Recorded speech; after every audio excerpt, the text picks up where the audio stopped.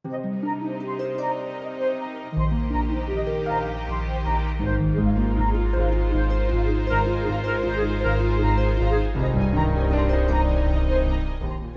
redzam, tuvojās pavasaris, un šķiet, ka diezgan daudzi jau domā par to, kā sagaidīt vasaru labākā formā, un noteikti ir cilvēki, kas ietur gavēni. Un kas tad ir gavēnis? Tradicionāli kristiešiem, sevišķi katoļiem, pareizticīgiem, šis te gavēnis pirms lieldienām, kas ilgs 40 dienas, daži varbūt ievēro ļoti strikti, protams, pirmkārt izslēdzot no uztura gaļu, zivis, olas.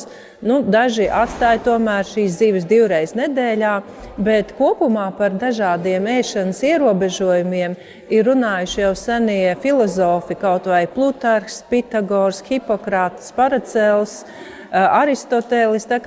Tas nav nekas jauns, un lielāka vai mazāka atturēšanās no ēšanas var būt saistīta gan ar gavēni, kas ir noteikti reliģiska rakstura iemesls, tikpat labi tas var būt saistīts ārstnieciskos kaut kādos nolūkos, fizioloģiski, eksperimentāli. Ko lai saka diētas ārsts par gavēni? Visnotaļ ir pozitīvi tas, ka šajā laikā cilvēks dzīvo veselīgāk.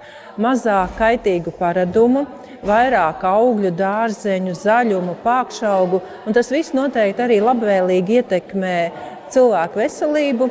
Tajā skaitā, ja mēs skatāmies pētījumus, kurā tiek analizēti šādi te efekti uz veselību, tad var redzēt, ka šajā laikā samazinās kopējais holesterīns, samazinās asinsspiediens, dažam labām notiek pozitīvas izmaiņas svara samazināšanā, bet varbūt arī tādi nedaudz nepatīkamāki efekti, kā varbūt samazinās kalcijas uzturā, varētu būt arī samazināties augsta blīvuma holesterīns, bet kopumā šis laiks nav tik ilgs, lai cilvēkam, kurš ir pie samērā labas veselības, nodarītu kādus kaitējumus.